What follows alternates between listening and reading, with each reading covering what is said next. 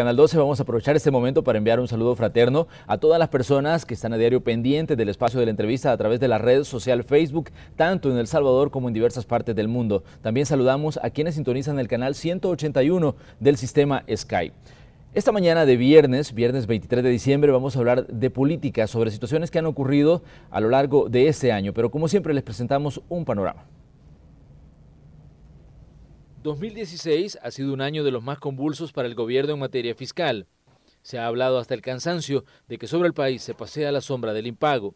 Un año en el que el gobierno se vio obligado a buscar acuerdos políticos fuera de la Asamblea Legislativa, citó a sus opositores en casa presidencial.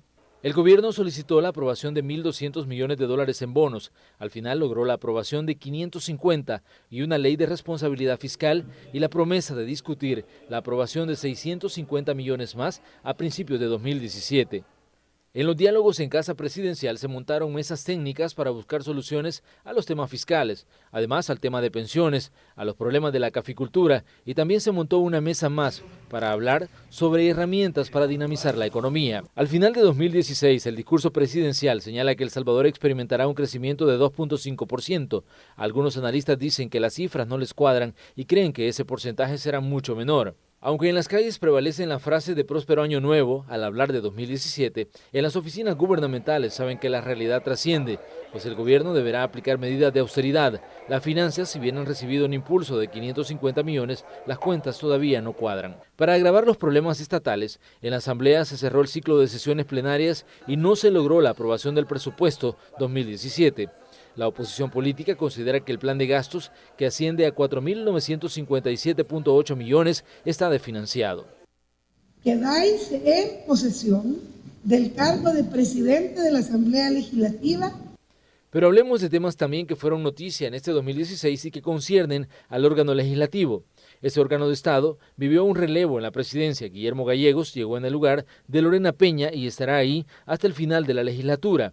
Gallegos estableció nuevas reglas de juego, pero falló en aspectos como, por ejemplo, hacer cambios al seguro médico. Este órgano de Estado invertirá 6.5 millones de dólares en ese seguro en 2017. ¡Cese al bloqueo económico! A nivel de órgano judicial, este fue el año de las protestas, específicamente dirigidas a la Sala de lo Constitucional, que entre sus resoluciones paralizó un impuesto a la energía eléctrica que incrementaría en un 13% las tarifas. Además, se conoció la resolución que dejó fuera de circulación 900 millones de dólares en bonos aprobados en 2015. Este fue también el año de la investigación de casos de enriquecimiento ilícito. Corte Plena conoció informes de probidad que al final derivaron en procesos judiciales. Leonel Flores fue el primer exfuncionario condenado al no poder justificar 800.000 dólares en sus cuentas. También se inició el proceso contra el alcalde de Olocuilta por enriquecimiento ilícito, el primer jefe municipal acusado de este tipo de delitos. Además, fue el año en el que el tercer expresidente fue llevado ante la ley. Elías Antonio Saca y varios de sus ex colaboradores están pasando este periodo feriado en prisión. Estos a grandes rasgos algunos de los casos que fueron noticia en este 2016 y que abren la mesa de discusiones para 2017. Año en el que seguirá en agenda temas como la seguridad pública y la inversión que debe hacerse para dotar de mejores herramientas a la Policía Nacional Civil. Con este abanico de temas iniciamos la entrevista de este 23 de diciembre de 2016. Bueno, esto es parte del panorama de lo que se ha vivido en este 2016 en El Salvador, y sobre todos estos temas vamos a hablar con nuestros invitados de esta mañana. Le damos la bienvenida a Canal 12 primero al doctor Félix Ulloa. Félix, un gusto nuevamente recibirlo aquí en Canal 12. Gracias, Manuel, un gusto estar contigo y con la audiencia. También recibimos al doctor Jorge Martínez Menéndez. Doctor, un gusto verlo nuevamente con nosotros acá. Bueno, muchas gracias y buenos días a todos ustedes en su casa. Como lo hablamos la semana anterior, no hubo presupuesto general de la Nación. Se vislumbra un 2017 un tanto complicado para el gobierno. ¿Cómo ven ustedes la situación, sobre todo en que no se logró la fuerza política para aprobar por una mayoría simple un presupuesto que fue presentado el 30 de septiembre? Félix. Bueno, mira, habría que entender que este déficit legislativo, al cual ya nos estamos acostumbrando a que muchas de las obligaciones de emitir leyes, de aprobar elecciones de segundo grado, y en este caso ahora aprobar una ley fundamental como es la Ley Nacional del Presupuesto, te va dejando en claro cuál es la situación que se está viviendo a nivel de los partidos políticos, del dirigencial político en este momento, y cuáles son sus prioridades. Está claro que el no haber aprobado el presupuesto indica que no era una prioridad para los liderazgos políticos dotarle al país de un instrumento necesario, fundamental, no solo para conducir las finanzas del Estado, sino para motivar el desarrollo y para atender las necesidades básicas del pueblo. Los servicios sociales, los servicios públicos se atienden desde el gasto público, y en este caso el presupuesto es donde está contenido las partidas necesarias para estos servicios. Entonces esto lo que nos lleva a pensar de nuevo es, tenemos una situación de confrontación que no solo es estéril, sino que está generando ya un deterioro casi permanente de la dirigencia política. La sociedad está viendo que si los dirigentes políticos no son capaces de ponerse de acuerdo en temas sustanciales, importantísimos para la nación, pues mucho menos van a tener esa dedicación para aspectos tan específicos que necesitan acuerdos puntuales. Yo creo que dentro de los efectos que vamos a tener, o que ya se vieron y que la población está reaccionando, inclusive un poco molesta porque se había anunciado que se iban a disminuir algunas prestaciones, servicios que en exceso se estaban dando ellos mismos los diputados, es el caso del seguro médico. Ya se había dicho pues que eso se iba a tratar, que para eso teníamos el seguro social, el sistema de salud pública, y que no se iba a aprobar este seguro. Bueno, son 6,5 millones los que se fueron ya prorrogados por el hecho de que al no aprobarse el presupuesto y prorrogarse los contratos y todos los gastos que estaban previstos desde el año pasado, pues automáticamente se prorrogó el seguro.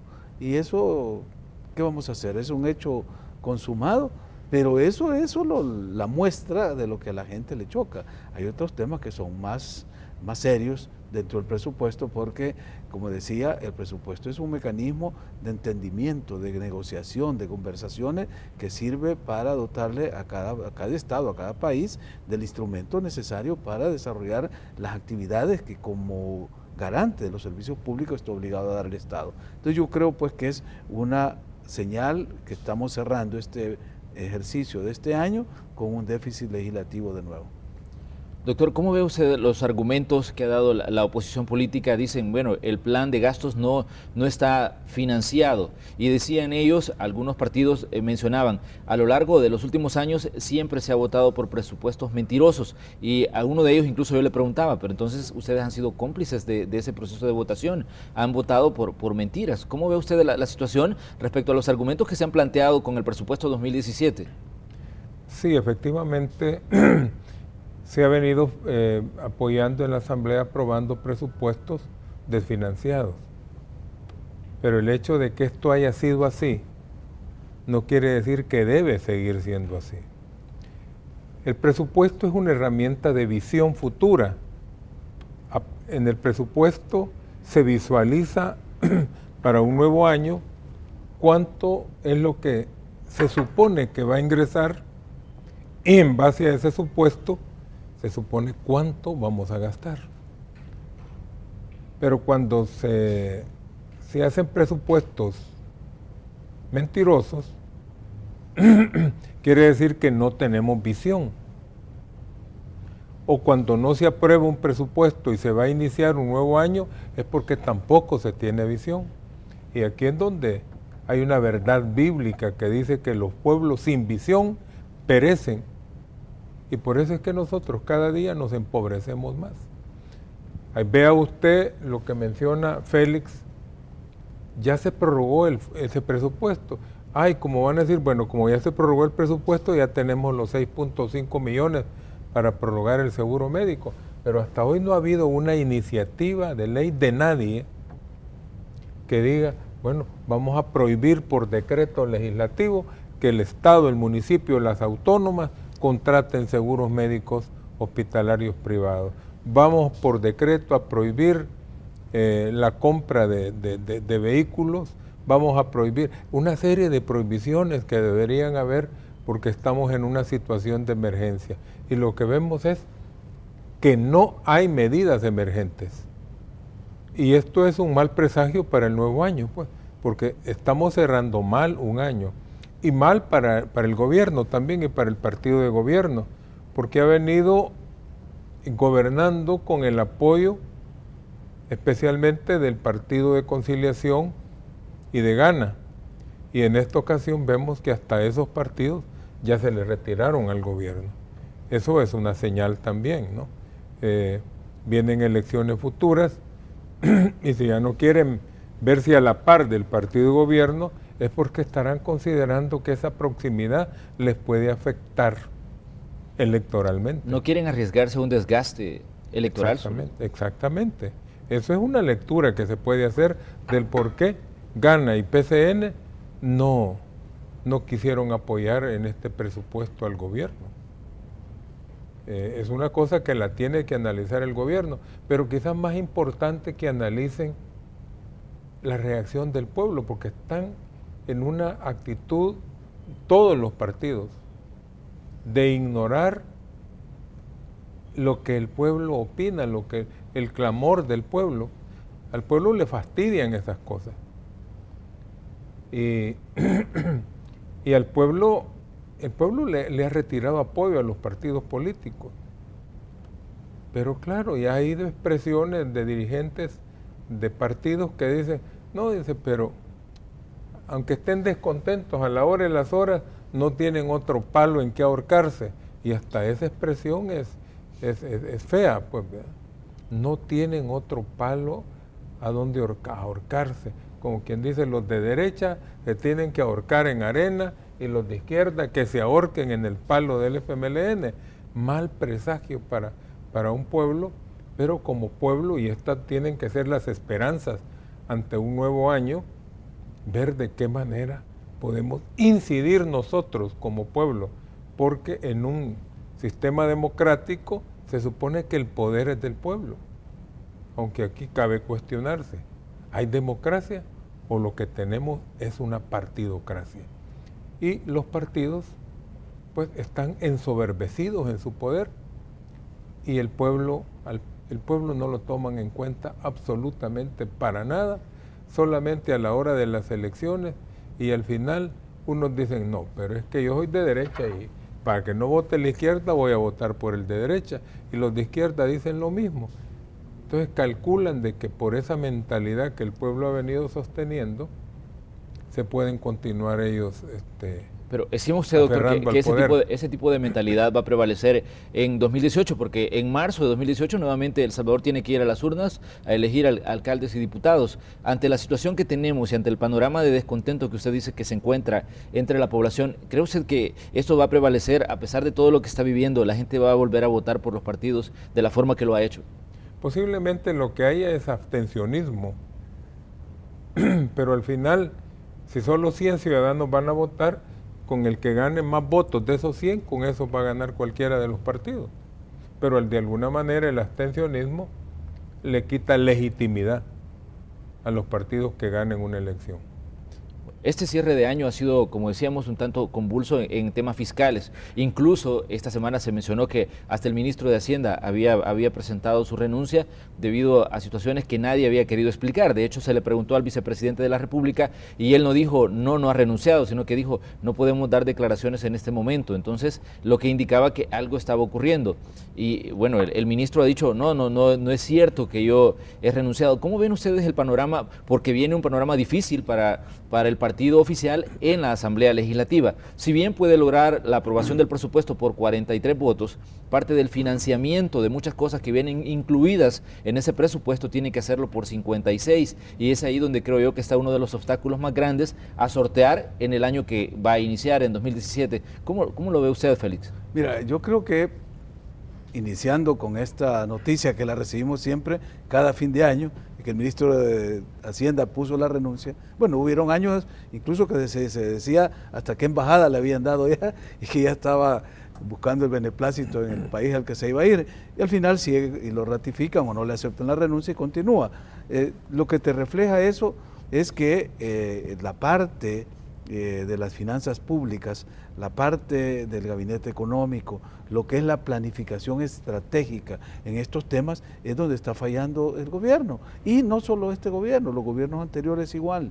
Yo he insistido que cuando un Estado no tiene un centro de planificación estratégica, que aquí en la época de la dictadura militar existían estas instituciones.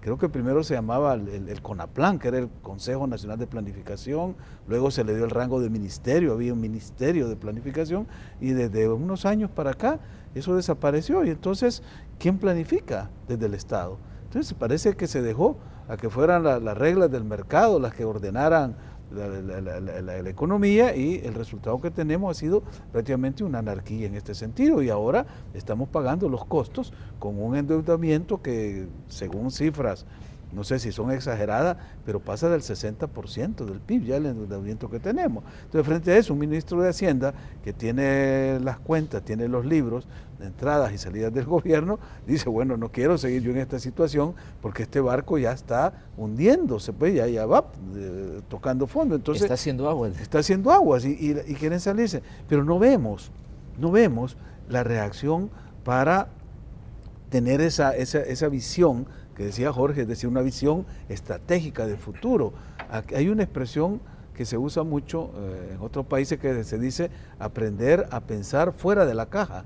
O sea, pensar fuera de la caja es tener creatividad, ideas nuevas, visiones, tener un carácter visionario de futuro, de largo plazo. Pero aquí parece que vamos no solo resolviendo lo del día a día, sino que bajando la cabeza y viéndonos el ombligo. Entonces no vemos el mundo, no vemos dónde estamos insertos, o si lo vemos no tenemos la capacidad de insertarnos adecuadamente en esta nueva realidad. Entonces vamos a estar y a continuar en este deterioro permanente que hay. Y el agravante es, como ya lo mencionábamos, que tenemos ya pues en menos de 15 días un nuevo año, que es un año preelectoral, donde van a venir agendas totalmente distintas, porque cada partido va a tener su propia estrategia para sacar ventajas electorales en municipios y en departamentos específicos, porque son elecciones legislativas y municipales. El tema dinero obviamente va a ser uno de los grandes debates en 2017, y como vemos, por ejemplo, la presencia del Fondo Monetario Internacional, ellos están constantemente, de hecho la semana anterior han tenido reuniones con representantes de todas las fuerzas políticas e incluso con funcionarios del gobierno para hablar de qué se está haciendo para solventar los problemas que El Salvador tiene. ¿Cómo se ve, por ejemplo, la incursión del Fondo Monetario, que hasta ahora se ha mantenido como un observador y dejando que el agua corra, buscando que se pongan de acuerdo los políticos? Pero lo que indica que la falta de aprobación de un presupuesto indica que ese acuerdo está muy lejos de la visión que tal vez el Fondo Monetario está esperando que surja, ¿no? Claro, lo que pasa es que se han mantenido las misiones que han venido a nivel de recomendaciones, de sugerencias, pero no se le hace caso. Una de ellas fue en el caso del salario mínimo, que no se recomendaba aumentarlo si no estaba en relación a la productividad del país, porque no era simplemente poner una suma, el salario mínimo va a ser $300. Es decir, hubieron propuestas incluso del Banco Central de Reserva, estas recomendaciones del Fondo Monetario, pero al final se tomó una decisión, no sé en base a qué, pero ahí está, y ya están las reacciones, ya hay demandas de inconstitucionalidad. Pero el tema, al fin y al cabo, has tocado un aspecto que también hay que considerarlo, no solo por lo que ha jugado durante este año, sino por lo que se va a jugar en este próximo, que ya estamos a las puertas de este nuevo año, y es el factor de la comunidad internacional. No solamente organismos financieros internacionales, como el Fondo Monetario, o el BID, o el BCE, o cualquier otro organismo con los cuales hay relaciones de tipo crediticio, sino también la cooperación. Ya vimos de que en Estados Unidos se suspendió los desembolsos que estaban programados para el crecimiento, la Alianza para la Prosperidad, en fin, por el incumplimiento de los 3 estados, se dijo, de Honduras, Guatemala y El Salvador. Es decir, eso va a limitar ya proyecciones que se tenían para empezar a activar algunas áreas de la economía. Félix, usted mencionaba pensar fuera de la caja. El discurso que dio el presidente el 6 de diciembre, donde presentaba un balance, ¿estaba dentro o estaba fuera de la caja? Yo creo que estaba no solo adentro, sino encerrado, encriptado.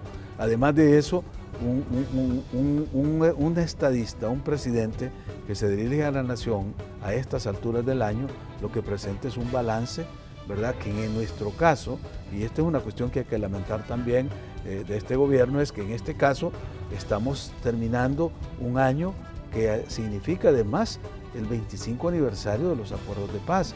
O sea, hacer un balance hubiera sido importante, hacer el balance del año, porque ha sido un año muy movido. Hemos tenido las medidas de emergencia que se aprobaron en febrero para el combate contra la violencia, la delincuencia, etcétera. Hemos tenido la acción decidida de la Fiscalía, de la sección de probidad contra la corrupción, es decir, han habido hechos que al pueblo le han despertado expectativas. Entonces, podría haber habido un balance positivo en algunas áreas, sobre todo en estas que afligían mucho al pueblo, pero también un balance de 25 años, de qué hicimos durante estos 25 años desde que se terminó la guerra, es decir, desde que se firmó el acuerdo de paz para cesar las hostilidades. ¿Y qué es lo que vamos a proponer para ya el 16 de enero, que estamos a menos de un mes? Y yo no veo en el ambiente que haya habido ese ejercicio de reflexión, de hacer un balance, de reconocer cuáles son los déficits que tenemos, en qué áreas cumplimos los acuerdos, en qué áreas no se cumplieron y qué proponemos para este nuevo periodo como un nuevo pacto de nación. Las áreas que quedaron descubiertas, que fueron las menos abordadas dentro de los 25 años, que es la parte del modelo económico-social, no vemos por ningún lado que se esté replanteando un nuevo modelo. Aquí vamos a seguir con más de lo mismo. Entonces, en lugar de pensar fuera de la caja, que sería tener esa visión estratégica, seguimos mirándonos en el ombligo y sin levantar la cabeza, sin manejar con el carro del Estado, tiene que manejarse con luces altas para ver hacia adelante y luces bajas para no irse en un bache. Entonces, ese juego es el que hacen los planificadores. Pero ¿a dónde está la planificación estratégica? Creo que ahora, porque esto se sustituyó por una secretaría técnica hace años, ahora creo que le agregaron el apellido técnica y de planificación, pero los planificadores, es decir, la gente que está pensando, ¿verdad?, en el futuro y asignando recursos, viendo plazos, viendo todas las variables, no las vemos, yo no he visto eso. Vamos a hacer una pequeña pausa comercial y al regresar vamos a hablar del futuro de esas negociaciones que entabló el gobierno con la oposición. ¿Tiene futuro este proceso de acercamiento con la oposición política en la Asamblea Legislativa? Con eso regresamos. Gracias por continuar con Canal 12. Esta mañana en el espacio de la entrevista de Hechos AM estamos analizando lo que ha ocurrido en diferentes etapas del año 2016, un año que está por concluir, y tenemos invitados analistas. Tenemos al doctor Félix Ulloa y tenemos al doctor Jorge Martínez Menéndez para analizar todas estas situaciones que consideramos van a continuar generando debate en 2017. Uno de los puntos de los que creo yo es importante nos detengamos es la situación de las negociaciones, estos acercamientos en casa presidencial. Se anunció la creación de 4 mesas técnicas, se anunció una mesa para tratar temas fiscales, otra para buscar incentivos a la economía, una más para pensiones y otra más para hablar de la reactivación del café. Hasta ahora los participantes en las mesas dicen, mire, es que unas no se han montado todavía porque no ha llegado la representación. Y los otros dicen, mire, lo que pasa es que creemos que no son serios y que no vemos voluntad de resolver los problemas del país. ¿Tiene futuro este proceso de acercamiento? Porque recordemos que se aprobaron 550 millones de dólares en bonos, pero el gobierno está buscando que a partir de enero se negocie 650 millones más. ¿Cómo ven ustedes el futuro en cuanto a estos procesos de acercamiento para buscar soluciones a problemas de país y que soluciones que no se buscaron en la Asamblea Legislativa, sino que se buscaron en casa presidencial? Bueno, yo no soy optimista en cuanto a que haya acuerdos entre los partidos, porque ya el 2017 es un año preelectoral. Entonces la oposición está apostando a que al gobierno le vaya mal para que en el 2018 sean los partidos de oposición los que tengan ventaja. Y el gobierno está apostando a lo mismo.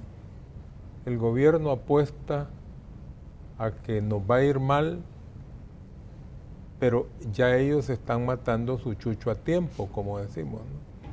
Y la culpa es de Arena y la culpa es de la Sala de lo Constitucional. Pero si pensaran en el bien del país,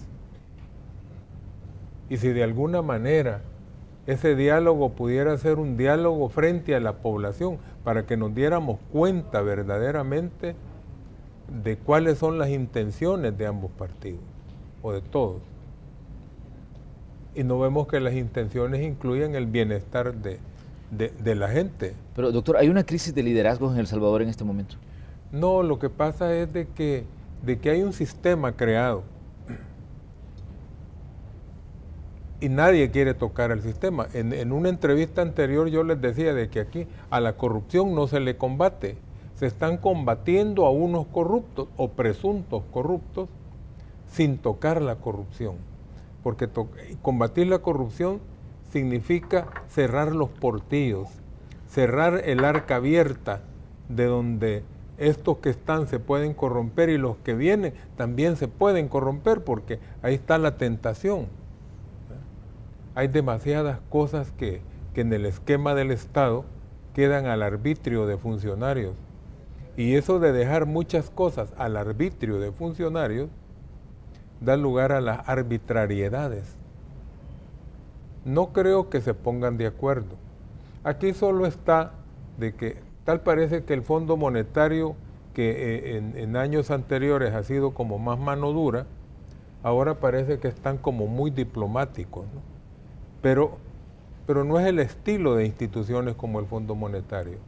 En determinado momento el Fondo Monetario va a decir, bueno, miren señores, o hacen esto, como ya ocurrió en el pasado aquí mismo, ¿no? Después de la guerra, o hacen esto, o ustedes no van a tener ninguna cooperación internacional. Incluso los países cooperantes de El Salvador, como Alemania, Japón, Estados Unidos, etcétera, no les van a colaborar si no hacen esto. Entonces, en determinado momento, y esto es lo que podría ocurrir el otro año, en el 2017, que el fondo diga, bueno, miren, como ustedes no se ponen de acuerdo, van a tener que hacer esto, o si no, olvídense. Pero qué pena que de afuera nos vengan a poner en juicio. Pero lo que uno siente es como que cuando va caminando en lo oscuro, ¿verdad? Una incertidumbre que no sabe en qué momento va a ser el golpe o la caída. Qué bonito sería de que antes de finalizar el año el presidente diera un discurso, pero no el tradicional discurso de Navidad con arbolitos y un niño Dios, sino un discurso en donde le diga al pueblo, que el pueblo sepa, mire, sabemos hacia dónde vamos, esto es lo que queremos para el próximo año. No hay certidumbre desde su punto. Hay total incertidumbre, porque yo creo que el gobierno no sabe para dónde va. En el gobierno hay un poder que es el poder de la burocracia, que a los nuevos funcionarios que llegan, esa burocracia le va diciendo, mire, es que esto así camina.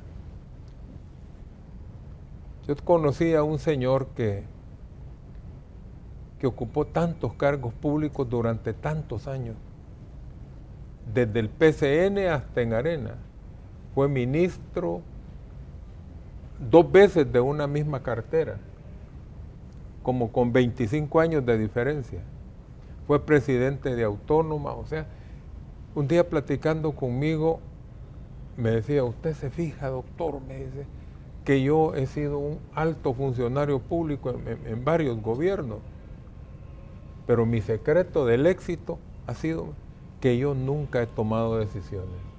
Hay una fuerza inercial que mueve a las instituciones del Estado. Hay que dejar que eso se desarrolle.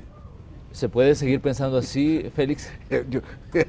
Es que justamente eso es lo que pensamos que iba a cambiar. O sea, justamente lo que está diciendo Jorge, esa inercia, esa maquinaria que va caminando sola, pero que no va caminando hacia el bien común, pensamos que iba a haber un cambio, que se le iba a detener para hacer un giro, ¿verdad?, para orientarla hacia el bien común, y que iban a llegar funcionarios capaces de tomar decisiones y enrumbar el país hacia los derroteros que por lo que se luchó, pues, democracia, solidaridad, justicia social, bienestar común. Es decir, pero la maquinaria sigue igual, o peor, porque si estos funcionarios del pasado, de la Convención a Jorge, tenían esa habilidad, ¿verdad?, porque ellos habían construido la maquinaria y sabían cómo la iban manejando y cómo caminaba. Es decir, los nuevos que no la conocían, primero llegaron a un estado y a una situación en la que no la conocían y empezaron a trabarse las carretas. Y cuando la conocieron y vieron que era agradable estar en esa maquinaria, se dejaron llevar. Y es lo que hemos dicho, es decir, se integraron al statu quo y de ser antisistémicos, como algunos llegaron a decir, estamos contra ese sistema, ahora son los más defensores de ese sistema. Entonces, por eso yo digo, mientras no rompamos con estos modelos, ¿verdad?, de continuar con una tradición que es perversa, que es dañina para los intereses de la nación, y no pensemos fuera de la caja y cambiar de cassette, es decir, abrir los ojos, despertar y un resurgimiento, que es lo que se pensó cuando dijimos, decir, vamos, la esperanza era eso, el cambio, pero vemos que no solo seguimos haciendo lo mismo, sino que al hacer lo mismo y hacerlo con personas que no están capacitadas, vamos peor. Entonces, como decía alguien, no vamos hacia atrás, porque si fuéramos hacia atrás, llegaríamos hasta los próceres, ¿verdad? Y sería un momento de resurgimiento. No, aquí vamos para abajo, vamos hacia el hoyo. Entonces, eso es lo terrible que yo creo que hay que repensar. Y el otro año, que es un año preelectoral, genera algunas expectativas, no porque van a cambiar los partidos o van a cambiar los liderazgos, o como decía Jorge, es decir, solo van a haber dos palos en los que ahorcarse. Yo creo que hay una expectativa, aún dentro de los partidos, pues yo creo que los partidos siguen siendo ese pilar fundamental de la democracia, pero que han tenido unas estructuras de dirección que no les han permitido desarrollarse como instituciones democráticas. Con la sentencia de la Sala de que se tienen que aplicar las normas de la democracia al interior de los partidos, yo espero que dentro de los partidos, los que están afiliados a partidos, tengan ese coraje, esa capacidad de ver, y en la oportunidad que va a haber, porque van a haber elecciones primarias en todos los partidos, elijan candidatos que no sean los que les imponen tradicionalmente las cúpulas, los obedientes, los serviles, los acomodados, los que como borregos van y solo levantan la mano en la asamblea, sino que sean cuadros de los partidos que tengan el deseo de cambiar, y eso sí es una posibilidad que la vamos a ver. No sabemos si va a salir bien o no, pero es una experiencia que no hemos tenido antes en este año 2017, por orden, por mandato de la Sala, y porque ya el Tribunal Supremo Electoral dijo también que no va a inscribir candidatos a cargo de elección popular si no vienen electos democráticamente dentro de los partidos. Esa es una ventana de esperanza que yo tengo. Ahora bien, me gustaría que Félix nos hiciera un análisis sobre lo que está pasando con el partido Arena. Hemos escuchado que su discurso ha variado un poco y ahora se cuestiona un montón de cosas que fueron práctica durante los gobiernos de las mismas administraciones areneras, con el tema de los presupuestos, con decisiones que se tomaron en determinado momento. ¿Cómo ven ustedes el liderazgo en Arena y cómo ven el trabajo que está haciendo este partido de cara a los problemas que enfrenta El Salvador? Bueno, mira, yo creo que hay señales claras, se dieron en este primer ejercicio que tenía la intención de ser democrático, de consultar, ¿verdad?, las bases y hacer este ejercicio en las 3 planillas que se propusieron para el COENA. Parece ser que la que era la planilla oficial o la que gozaba del respaldo de lo que se va a llamar los dueños del partido, no es la que ha sido la electa. Eso es una buena noticia porque indica que la democracia al interior del partido, aunque haya sido una democracia limitada, porque no se consultó a la base global, o toda la membresía, porque no, ese otro falla de nuestro sistema electoral, que los partidos no tienen la obligación de llevar un registro de afiliados, tenerlo en el Tribunal Supremo Electoral y cada año actualizarlo, reportar cuáles son los nuevos miembros y reportar cuáles son los que se han salido, han fallecido, etcétera. Entonces no tenemos, ahora se va a tener que hacer para poder establecer las primarias. Entonces ese primer ejercicio de Arena era una buena noticia de que uno de los 2 grandes partidos que han sido totalmente verticalistas, porque nada más vertical que Arena, nada más antidemocrático que la Arena como se integró, ahora ha dado esas muestras de querer practicar la democracia interna. Y ahí tenemos un resultado. Hasta ahora yo creo que está en esa etapa de consolidación del liderazgo, que todavía no ha asumido una conducción como se esperaba, con mayor determinación. Bueno, se estrenó en aquella reunión en Casa Presidencial, que fueron todos los secretarios generales, y el máximo dirigente de Arena no llegó. Habrán explicaciones, pero te indica una falta de olfato político para estar en la jugada. ¿Y qué decir de los procesos internos en el FMLN? Y en el FMLN se va a tener que hacer, el FMLN empezó haciendo esa práctica. Yo recuerdo, todavía yo era magistrado en el tribunal, cuando se reformaron estatutos para hacer elecciones primarias internas. Es más, el primer ejercicio de voto cruzado se hizo dentro del FMLN. Lo que pasa es que la democracia al interior era de otro FMLN de aquella época que no le gustó a la gente que quiere tener el partido bajo su control, y se eliminaron las primarias dentro del FMLN, se eliminaron estos ejercicios democráticos y se fue cerrando cada vez el partido. Yo recuerdo haber mandado una nota a unos dirigentes del partido invitándolos a hacer un debate sobre qué pasaba ahí, porque desde fuera, los que no hemos tenido militancia en ese partido, pero somos gente de izquierda y nos preocupa que la izquierda presente ese rostro democrático, que sea una verdadera opción de cambio para el pueblo, para que explicara qué había pasado. No hubo respuesta, desafortunadamente. Ese es en los sistemas autoritarios, el silencio es la respuesta cuando tú preguntas, demandás y querés generar un debate fraterno, ideológico, que te permita aclararle a la población cuál es tu posición. Pero volviendo al tema de Arena, ya para cerrar, porque es el tema que tú planteabas, yo creo que producto de ese ejercicio interno, ¿verdad? Se ha creado un nuevo liderazgo que, para mi gusto, es una nueva generación, porque dentro de los actuales miembros que están pues más representativos dentro de ese partido, no veo a nadie yo que venga del liderazgo de la guerra, de aquella Arena vinculada a los escuadrones de la muerte, es decir, todo ese liderazgo está ahora sustituido por un liderazgo nuevo generacional. Y dentro de los diputados, y eso es una decisión ya del electorado de la derecha de este país, muchos de los candidatos que eran tradicionalmente los que ocupaban los curules fueron desplazados por gente joven. Es decir, gente con mucha tradición en el partido quedó fuera por la selección que hubo, por el voto por rostro, por el voto cruzado.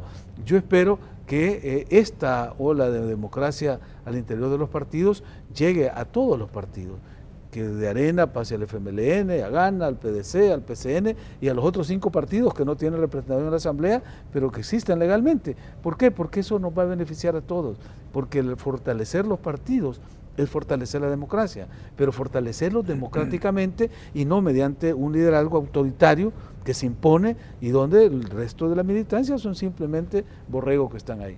Exactamente. Doctor, ¿cómo ve usted el trabajo en la Asamblea Legislativa? Vimos un cambio en la presidencia. De Lorena Peña pasamos a Guillermo Gallegos como presidente de la Asamblea Legislativa. Él anunció cuando comenzó a trabajar que iba a ser, bueno, los manejos se iban a hacer un giro en muchas cosas, pero vemos que muchos se frenaron en el camino. ¿Cómo ve usted la situación del trabajo legislativo, tomando en cuenta las situaciones que está viviendo El Salvador? ¿Está pegado a las realidades que vive El Salvador el trabajo que está haciendo en la Asamblea? Bueno, yo creo que no, porque representan a los partidos. Yo comparto lo que dice Félix respecto al ayornamiento de nuestros partidos. No lo vemos en el FMLN, una vieja estructura del partido, de los que fueron los conductores durante la guerra, sigue al frente del partido.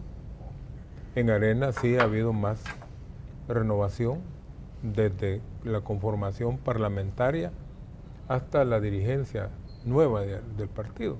Aunque cabe mencionar que voces frescas que aparecieron en la Asamblea, como el diputado Johnny Wright y el diputado Juan Valiente, que presagiaban mayores cambios, hoy uno ya no ve a Johnny Wright, ya no se le escucha.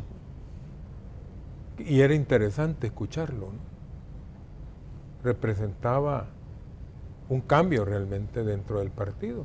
O lo mismo con el diputado Juan Valiente. Habrá que ver si... ¿Hay resistencia en las estructuras de los partidos a darle paso a estas voces? Y lo vamos a ver si ya para la próxima elección ni siquiera los llevan como candidatos, ¿no? Pero sí es muy difícil porque los partidos representan más que al pueblo a grupos de poder que los controlan. Arena es un COENA y en el frente es una comisión política, y lo que vemos nosotros es que les importa muy poco el pueblo. Pero aquí también es un problema del resto de las instituciones del Estado. Por ejemplo, hay ciertas gremiales, como por ejemplo las gremiales empresariales, tienen una agenda política con un partido. Cuando una gremial empresarial lo que tiene que defender son los derechos y los intereses de los empresarios. Por otro lado están las gremiales laborales, que están alineadas políticamente también. Incluso cuando durante la guerra los sindicatos se incorporaron a la guerra, los sindicalistas se han convertido en dirigentes políticos, en alcaldes, en diputados, y nos hemos quedado sin sindicalismo, que no defiende los intereses de los trabajadores, sino que defienden los colores de una bandera político-partidaria. Pero también tenemos el poder de las iglesias. Unas iglesias que prefieren también alinearse políticamente con quien les favorece de alguna manera y utilizan a la feligresía como almas en subasta, a ver quién ofrece más por los votos de los feligreses, y se olvidan de que ya que estamos en un ambiente navideño, el nacimiento de Jesús representa el nacimiento de la esperanza, y la esperanza está contenida en el Evangelio de Jesús. Esa es la buena nueva, pero esa buena nueva se ignora, porque lo que vino a anunciar Jesucristo fue el reino de Dios, un gobierno, dice que es un gobierno de justicia, de paz y de gozo. Y en el mismo Padre Nuestro dice: Padre Nuestro, venga tu reino y hágase tu voluntad aquí en la tierra. Pero ¿qué es lo que escucha uno desde los púlpitos? Cuando ya los dirigentes religiosos están alineados partidariamente. No, mire, es que el reino del Señor es del otro mundo. Y empiezan a anunciar reinos de ultratumba y le empiezan a decir a la feligresía: muérase para que vaya al cielo. Entonces le empiezan a vender a uno pasajes al más allá. Y mientras tanto, en el más acá, porque yo les digo, no todo es culpa del gobierno o de los partidos políticos. Hay instituciones que tienen un poder muy grande, y las instituciones religiosas tienen un poder enorme en este país. Pero claro, hay ciertas cosas que los líderes religiosos pueden hacer para no caerle bien ni a Dios ni al diablo. O sea, no están quedando bien con nadie, más que con los partidos políticos. Creo yo que este es un momento de hacer un verdadero examen de conciencia, porque estas fiestas de fin de año son en honor a aquel que cambió el calendario mundial. Y fue por el nacimiento de Jesús que tenemos un antes de Cristo y un después de Cristo. Y ese mensaje de esperanza y de feliz año nuevo y próspero año nuevo nace del mensaje de salvación a la humanidad que trajo Jesús. Sí. Y yo creo que eso es lo que tenemos que recuperar. Los líderes religiosos en nuestro país tienen una enorme responsabilidad de lo mal que nos va. Estamos quedando en un país con un liderazgo religioso que si viniera Jesús les diría: ustedes son unos sepulcros blanqueados. No haciendo nada absolutamente por promover el reino que habló Jesús, sino que nada más hablando de un reino de ultratumba. No, es que el rol de los cristianos tiene que ser hacer la diferencia aquí en la tierra.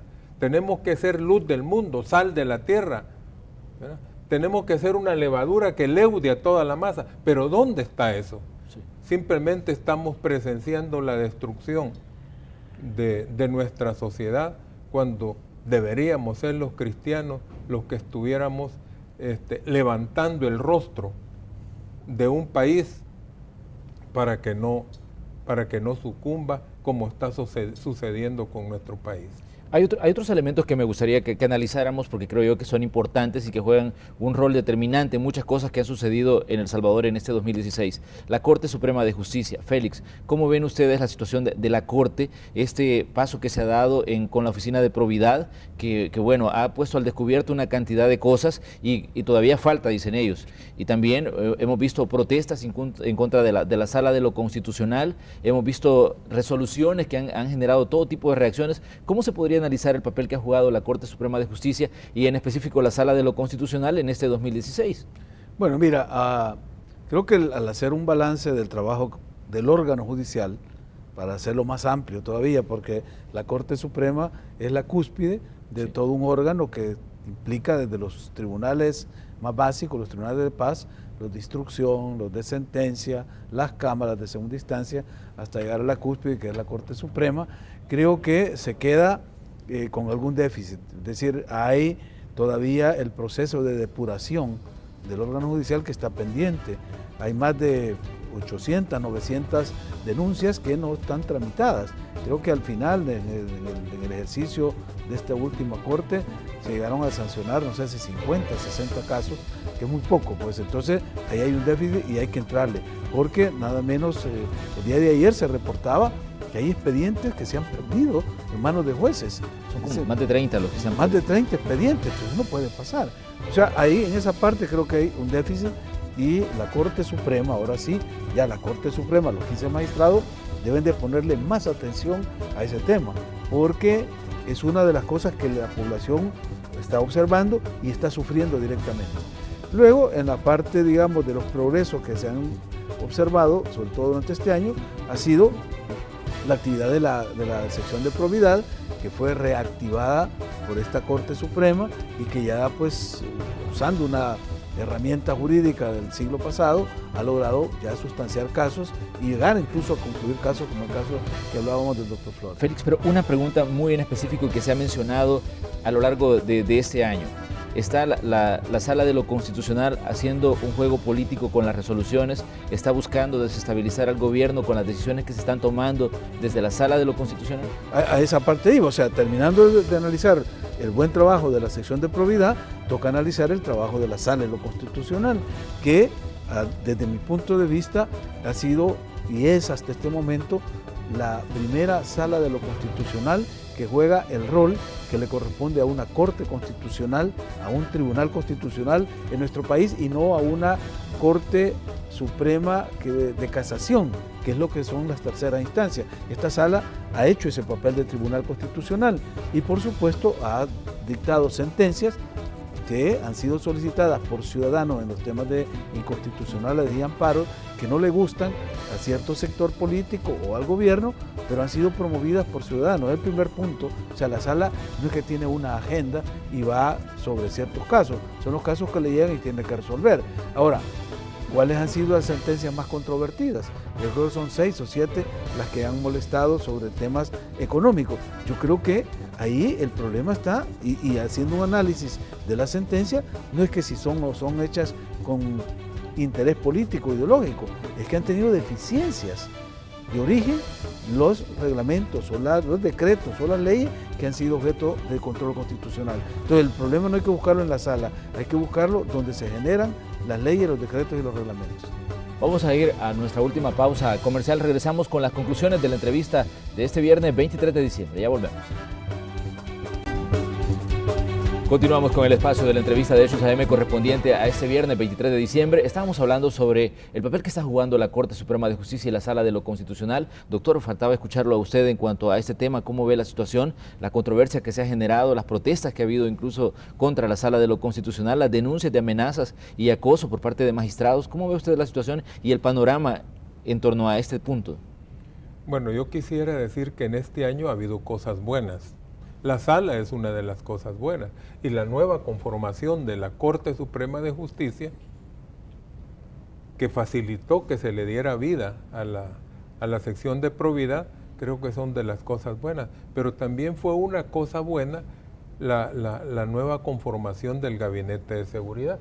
Con eso comenzamos el año, en donde se puso al frente del Ministerio de Seguridad a policías de carrera, que saben más cómo hacer las cosas, ¿no?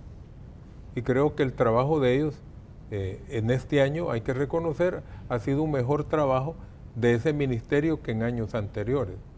También es digno de mencionar el trabajo de la sección de probidad, el trabajo de la sala. La sala está haciendo lo que los partidos firmantes de los acuerdos de paz hubieran comenzado a hacer hace 25 años. Cosa negativa, por ejemplo, es que el gobierno haya buscado a la sala como el responsable de todo lo mal que el gobierno está haciendo, y de que involucren a gentes campesinas y gentes del interior del país con rótulos ya personalizando contra los magistrados. Si nos recordamos que los primeros que se volcaron en contra de la sala fueron los de Arena. Pero reflexionaron y se dieron cuenta de que estaban cometiendo un error que lo ha perpetuado el FMLN. Pero sí lo que a mí me gustaría es que para el otro año estos partidos, Arena, todos, PCN, Gana, nos dijeran qué es lo que piensan, que le digan al pueblo en un mensaje de cierre de año, qué es lo que podemos esperar como país, no el típico mensaje de Navidad, y con mayor responsabilidad el presidente de la República que nos diga hacia dónde va a conducir el país, porque es presidente de la República, no es el presidente solo del órgano ejecutivo, sino que es el presidente de la República, a diferencia de los presidentes de los otros dos órganos que solo presiden sus respectivos órganos. Yo creo que nos vamos a quedar esperando los mensajes, doctor, porque ya todo el sector público está de vacaciones, ya se fueron de vacaciones a partir de hoy. Sí, pero sí desearle a nuestro pueblo pues que seamos nosotros los obreros de un mejor futuro, y que cuando hablemos de feliz año nuevo, de próspero año nuevo, seamos nosotros los que sintamos el compromiso de que esa felicidad, de que esa prosperidad va a ser fruto de nuestro esfuerzo. Félix, ¿sería diferente la situación de la Sala de lo Constitucional si sería Arena la que estuviera gobernando? No, yo creo que no, es decir, el problema no es entre el órgano ejecutivo y la Sala de lo Constitucional. El problema se origina, como te decía, la fuente de la inconstitucionalidad, sea de un acto administrativo o del gobierno, como los nombramientos que se hicieron de los ministros, del director de la Policía Nacional Civil, que la sala dijo que eran inconstitucionales, pero básicamente de las leyes y decretos y reglamentos que salen de la Asamblea. Lo que pasa es que esta sala ha extendido una doctrina del control de la constitucionalidad en todas las esferas de la área pública. Por eso es que ahora no hay nada que escape al control constitucional, y eso es bueno porque ya hay un equilibrio y hay un control en el abuso del poder. Entonces, si fuera Arena la que está en el gobierno, o es el FMLN o fuese otro partido, la sala seguiría fallando, creo yo, dentro del modelo constitucional, dentro de los principios y normas constitucionales, y respondiendo a las demandas de los ciudadanos, porque repito, la sala lo que hace es responder a demandas, somos los ciudadanos los que activamos la jurisdicción constitucional. Y para cerrar pues con el mensaje navideño, como decía Jorge, yo esperaría también de que el presidente de la República, que es el presidente del órgano ejecutivo, en esa calidad es el jefe de gobierno, pero además es el presidente de todos los salvadoreños, y en esa es el jefe del Estado.